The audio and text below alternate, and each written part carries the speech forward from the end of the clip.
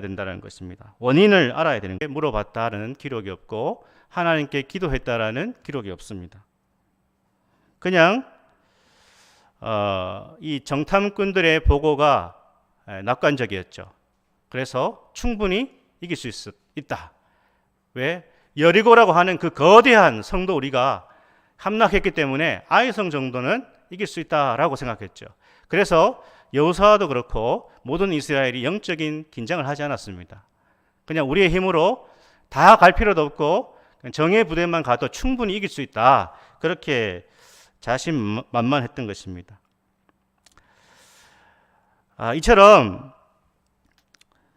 우리의 삶과 신앙에서 기도가 없다라는 것은 매우 불안하다라는 것을 보여주고 있습니다. 우리는 기도보다 앞서서 일할 때가 많지만 기도보다 앞서서는 안 된다라는 것을 오늘 이 말씀이 보여주고 있습니다. 기도가 먼저입니다. 우리는 먼저 기도하고 행동해야 되는 것입니다. 더 근본적인 원인은 뭘까요? 죄 때문이다 라고 1절이 보여주고 있습니다. 실패의 원인은 하나님 앞에 기도하지 않는, 그리고 더 근원적인 이유는 이스라엘의 죄 때문이다 라고 보여주고 있죠. 1절 말씀 우리 또 한번 읽겠습니다. 같이. 이스라엘 자손들이 온전히 바친 물건으로 말미암아 범죄하였으니 이는 유다 지파 세라의 증손 삽디의 손자 갈미의 아들 아간이 온전히 바친 물건을 가졌음이라. 여호와께서 이스라엘 자손들에게 진노하시니라. 아멘. 이 아간이 누구인가? 라고 했을 때에 유다 지파 세라의 증손 삽디의 손자 갈미의 아들 아간, 아주 소상하게 상세하게 족보를 파헤치면서 이 사람의 가문을 성경이 들추고 있습니다. 역대상 2장 3절 이하에 보면 이 아간에 대해서 또 보여주고 있는데요. 다 읽기는 뭐한데 역대상 2장 3절에서 오늘 8절 말씀에 보면 7절에 보니까 이 아간에 대하여서 갈미의 아들 아갈이니 이렇게 되어 있습니다. 그러니까 아간이라고도 하고 아갈이라고도 하는 이 인물의 죄 때문에 이스라엘이 패배되는 그런 말씀을 보여주고 있습니다. 아간의 죄가 뭐죠? 하나님께 바쳐진 물건을 도둑질했다라는 것입니다. 하나님께 온전히 바쳐진 물건은 손대면 안 되는데 그것을 가져간 것이죠. 하나님께 바쳐진 것은 하나님의 것입니다. 그런데 그것을 아간이 취한 것이죠. 여호수아 6장 17절 이하를 보시면 이런 말씀이 있습니다. 우리 여호수아 6장 17절 이하를 한번 읽어보겠습니다. 이 성과 그 가운데 있는 모든 것은 여호와께 온전히 바치되 기생 라합과 그 집에 동거하는 자는 모두 살려주라. 이는 우리가 보낸 사자들을 그가 숨겨 주었음이니라. 너희는 온전히 바치고 그 바친 것 중에서 어떤 것이든지 취하여 너희가 이스라엘 진영으로 바치는 것이 되게 하여 고통을 당하게 되지 아니하도록 오직 너희는 그 바친 물건에 손대지 말라. 은금과 동철 기구들은 다 여호와께 구별될 것이니 그것을 여호와의 곳간에 드릴지니라 하니라. 아멘. 하나님께 바쳐진 물건을 손댄 아간의 범죄로 인해서 이스라엘이 패배하게 되는 죄가 어떤 것인지를 이 본문이 보여주고 있습니다. 죄는 사소한 것이 아니라는 것을 보여주고 있습니다. 죄는요, 우리의 영혼을 망치고 우리의 인생을 망칩니다. 신앙생활을 하면서 우리가 죄를 순간순간 회개하지 않고 버리지 않으면 종교생활이 됩니다. 우리의 영적인 상태와 우리의 마음과 심령 상태를 하나님 앞에 점검하지 않으면 단지 종교생활이 될 뿐입니다. 하나님의 은혜라는 것을 경험하지 못합니다. 우리가 죄를 짓고 사는데도 은혜를 부어주신다면 하나님은 스스로 모순되는 것입니다. 죄를 회개하지 않는 사람에게 하나님은 은혜를 주시지 않습니다. 자기 착각입니다. 우리는 언제나 순간순간 우리의 죄를 들여다보고 하나님 앞에 크고 작은 죄를 회개해야 됩니다. 그때 회복이 일어나고요. 그때 하나님의 은혜가 부어지는 것입니다. 그래서 죄는 한 사람의 영혼을 망가뜨립니다. 그 사람의 신앙과 그 사람의 삶의 모든 것을 망치는 것이죠. 또한 죄는 공동체를 망친다라는 것을 오늘 본문이 보여줍니다.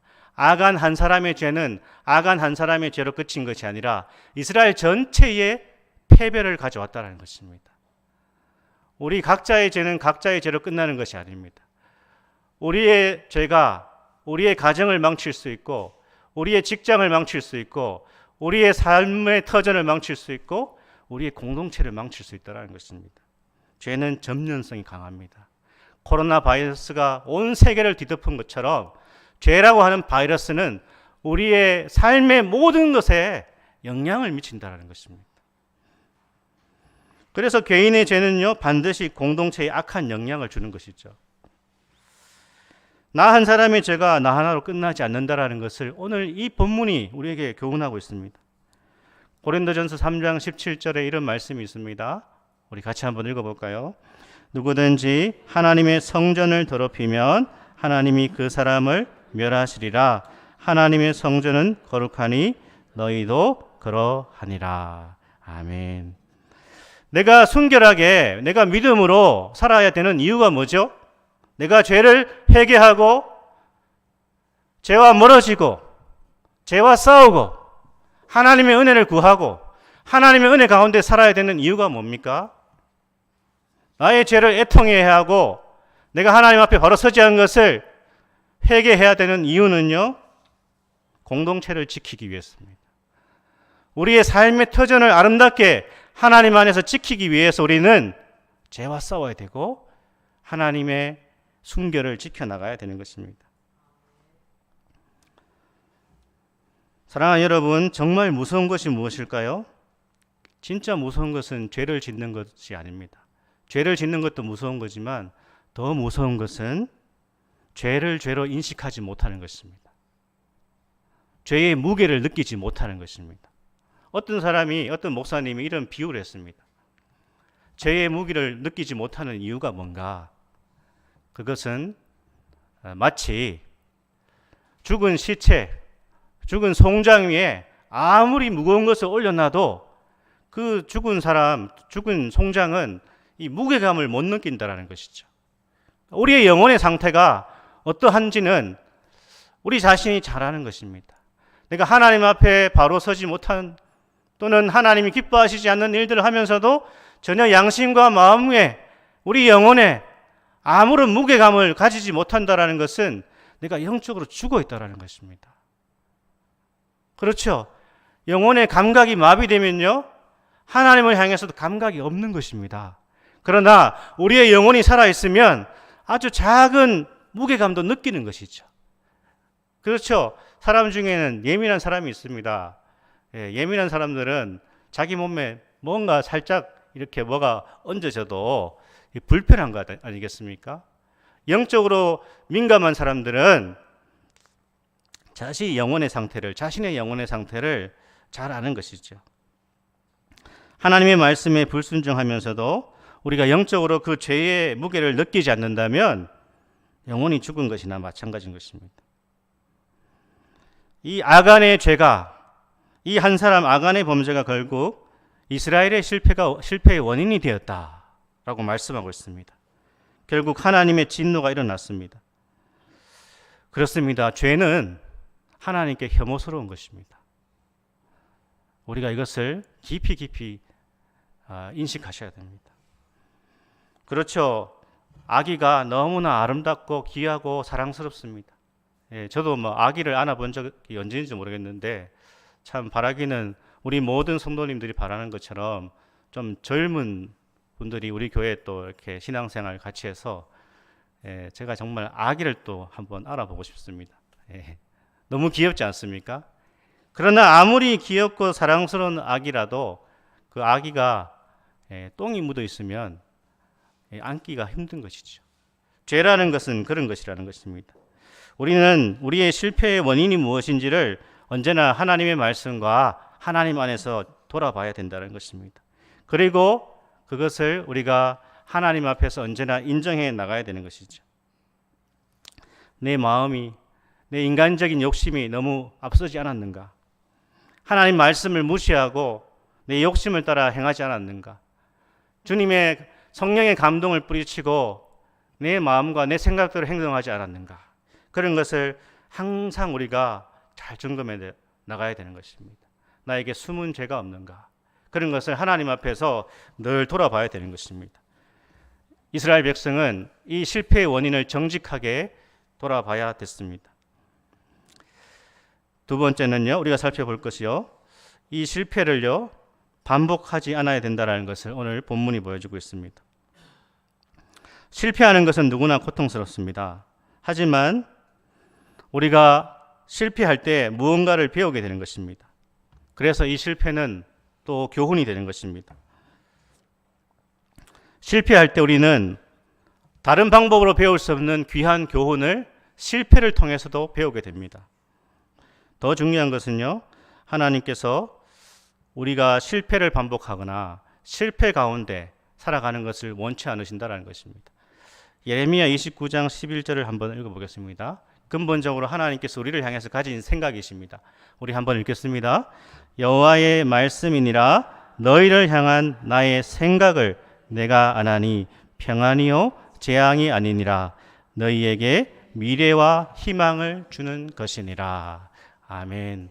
우리가 실패를 하게 되지만요, 하나님께서는 우리가 실패 가운데 그렇게 사는 것을 원치 않으시고 우리의 삶의 모든 영역에서 하나님이 주시는 평안과 하나님이 주시는 기쁨과 만족 가운데 하나님을 즐거워하며 살기를 주님이 원하신다는 것입니다.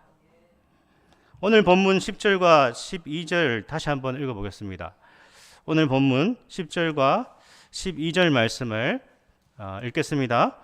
여호와께서 여호수아에게 이르시되 일어나라 어찌하여 이렇게 엎드렸느냐 이스라엘이 범죄하여 내가 그들에게 명령한 나의 언약을 어겼으며 또한 그들이 온전히 바친 물건을 가져가고 도둑질하며 속이고 그것을 그들의 물건들 가운데에 두었느니라. 그러므로 이스라엘 자손들이 그들의 원수 앞에 능히 맞서지 못하고 그 앞에서 돌아섰나니 이는 그들도 온전히 바친 것이 됨이라. 그 온전히 바친 물건을 너희 중에서 멸하지 아니하면 내가 다시는 너희와 함께 있지 아니하리라. 아멘. 하나님 뭐라고 하시죠? 실패 가운데 있지 말고 일어나라고 말씀하십니다. 일어나서 하나님의 명령을 다시 지켜라. 하나님 말씀에 순종하여라.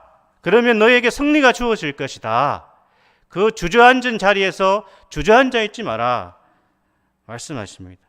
하나님의 언약을 다시 붙들라고 말씀하십니다. 하나님의 약속을 붙들라고 말씀하십니다. 하나님의 약속이 뭐죠? 이스라엘 백성에게 주신 하나님의 약속은 여호수아 1장 7절 8절에 나옵니다. 오늘 성경을 많이 읽게 되는데요, 우리 하나님이 주신 이스라엘에게 주신 약속을 같이 한번 읽어보겠습니다. 7절 8절 말씀. 오직 강하고 극히 담대하여 나의 종 모세가 네게 명령한 그 율법을 다 지켜 행하고 우로나 좌로나 치우치지 말라. 그리하면 어디로 가든지 형통하리니 이 율법책을 내 입에서 떠나지 말게 하며 주야로 그것을 묵상하여 그 안에 기록된 대로 다 지켜 행하라. 그리하면 내 길이 평탄하게 될 것이며 네가 형통하리라. 아멘. 실패를 반복하지 않아야 되는데요, 우리가 동일한 실수를 반복하지 않으려면 하나님의 말씀을 가까이 하고 귀중하게 여기고 그 말씀을 따라가야 된다고 합니다. 말씀을 무시하면 실패가 반복된다는 것입니다. 하나님을 무시하고 내 마음대로 사는 것이 행복이라고 여겼던 그 잘못된 생각들과 가치관을 우리가 깊이 반성하고 내려놓아야 되는 것입니다. 사랑하는 여러분, 우리에게 필요한 용기는 여호수아서에서 말씀하고 있습니다. 우리에게 진짜 필요한 용기는요, 하나님 말씀을 지켜낼 용기입니다. 우리 같이 한번 따라해 볼까요? 하나님 말씀을 지킬 용기가 필요합니다. 하나님 말씀을 지켜낼 용기가 필요합니다. 아멘. 정말 우리에게 필요한 것은요, 삶 속에서 하나님 말씀을 지켜낼 용기입니다. 하나님 말씀을 지켜나가면요, 하나님께서 우리의 삶을 지켜주시는 것입니다.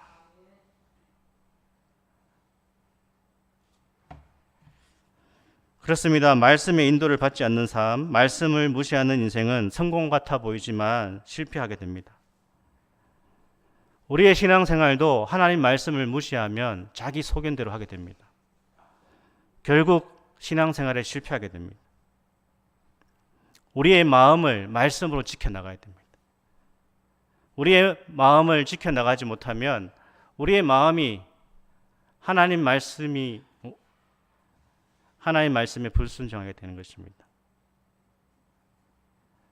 사랑하는 여러분, 우리는 말씀에 순종하며 말씀을 지켜나갈 때 동일한 실수를 반복하지 않게 되는 것입니다. 하나님 말씀을 지켜낼 수 있는 용기를 주님께서 우리 모두에게 주시기를 축복합니다. 진정한 성공은요, 실패를 넘어서 거룩을 추구하는 것이 참된 성공이라는 것을 오늘 본문이 말씀하고 있습니다. 우리 13절을 읽어볼까요? 13절, 너는 일어나서 백성을 거룩하게 하여 이르기를 너희는 내일을 위하여 스스로 거룩하게 하라. 이스라엘의 하나님 여호와의 말씀에 이스라엘아 너희 가운데에 온전히 바친 물건이 있나니 너희가 그 온전히 바친 물건을 너희 가운데에 제거하기까지는 내 원수들 앞에 능히 맞서지 못하리라. 아멘. 실패의 자리에서 일어난 이스라엘 백성들은요, 이제 무엇을 회복해야 됩니까? 거룩을 회복하라고 말씀하십니다. 사랑하는 여러분, 거룩이 무엇일까요? 거룩은 점점 빼고 있는 것이 아닙니다. 목소리를 거룩한 척하는 것도 아닙니다. 부정한 것, 속된 것, 더러운 것과 분리되는 것이죠. 왜냐하면 하나님께서 이런 것과 분리되신, 구별되신 분이기 때문에 그렇습니다. 무엇보다도 우리 마음에 하나님을 두려워하는 마음이 있어야 되고요, 하나님을 경외하는 마음이 있어야 됩니다. 거룩하신 하나님을 우리가 신뢰하고 하나님을 찬양하려고 하는 마음, 또 하나님의 말씀을 따르고자 하는 마음이 바로 거룩을 향한 마음이고, 이 은혜로운 심령이 준비된 그 사람 가운데 하나님의 역사와 하나님의 승리가 주어진다는 것입니다. 하나님은 그런 사람을 사랑하십니다. 하나님은 그런 사람과 그런 공동체의 승리를 주시는 것입니다. 하나님은 그런 교회에 역사하십니다. 하나님께서는 이 마음을 품고 나아가는 교회에 은혜와 복을 주십니다. 하나님은 하나님의 거룩과 하나님의 영광을 품고 나아가는 인생을 회복시키시고 그런 사람을 도와주시는 것이죠. 우리가 잘 아는 누가복음 5장 1절 이하에 보면요, 베드로가 예수님이 어떤 분이신지를 경험하고 나서 이렇게 고백합니다. 주여 나를 떠나소서 나는 죄인입니다. 그래, 너는 죄인이다. 내가 너를 버리겠다. 그렇게 예수님이 말씀하시지 않습니다. 예수님은 베드로를 정죄하지 않으시고 오히려 베드로를 제자로 삼으십니다. 그때 비로소 베드로는 하나님을 경외하는 마음과 하나님을 사랑하는 마음이 충만해졌습니다. 사랑하는 여러분, 우리는 인생과 신앙의 진정한 성공이 무엇인지를 잘 알아야 됩니다. 바로 하나님의 거룩을 추구하는 것입니다. 하나님을 경외하는 인생이 되는 것입니다. 하나님을 사랑하는 인생이 진정한 승리자라는 것입니다. 사랑하는 여러분, 하나님의 관심이 어디 있으십니까? 하나님의 관심은 우리가 하나님을 닮은 자로 새로워지는 것입니다. 하나님의 영광과 하나님의 하나님 되심을 드러내는 그러한 하나님의 백성으로 새로워지는 것에 하나님의 관심이 있으십니다. 이 땅에서요, 그 어떤 성공을 거두었다 하더라도 하나님을 경외하지 않고 하나님을 진심으로 사랑하지 않는다면 하나님은 그 사람을 물리치십니다. 하나님의 거룩을 잃어버린 하나님의 거룩에 무관심한 사람의 성공은 성공이 아닌 것입니다. 우리가 완벽하지 못하지만 우리가 진심으로 하나님을 경외하는 인생을 살고자 하는 몸부림과 하나님을 더욱 사랑하고자 하는 그 열망을 주님이 가장 기뻐하신다는 것입니다. 세상적인 성공을 이루었다 하더라도 하나님을 경외하는 마음이 없고 하나님을 뜨겁게 사랑하고자 하는 마음이 없다면 하나님은 그 성공을 인정하지 않으신다는 것입니다. 우리는 이 땅의 성공을 넘어 진정한 성공, 진정한 승리, 하나님의 거룩을 우리의 삶에서 담아내야 된다는 것입니다. 하나님을 경외하는 인생, 주님을 사랑하는 인생, 주님을 사랑하기 때문에 하나님을 경외하기 때문에 이 모든 것을 우리가 기쁨으로 감당하는 것입니다. 그것이 바뀌면 안 되는 것입니다. 사랑하는 여러분, 오늘 본문은 진정한 승리자, 천국의 삶을 누리는 사람이 누구인지를 말씀하고 있습니다. 그 사람은 넘어진 적이 없는 사람이 아닙니다. 넘어진 적이 있습니다. 우리의 삶에서 또는 신앙생활에서 넘어진 적이 있는 사람입니다. 그러나 진정한 승리자는요, 넘어진 자리에서 다시 일어나는 사람입니다.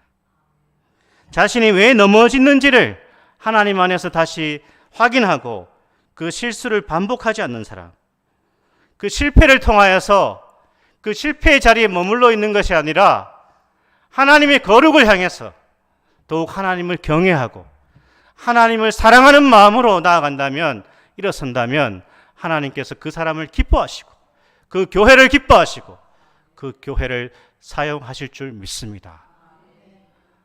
오늘 이 아침에 우리에게 주시는 이 메시지를 통하여서 천국을 누리는 삶이 오늘 이 주일에 다시 회복되셔서 실패를 넘어 진정한 승자, 진정한 승리자가 주님 안에서 될 수 있기를 주의 이름으로 축복합니다.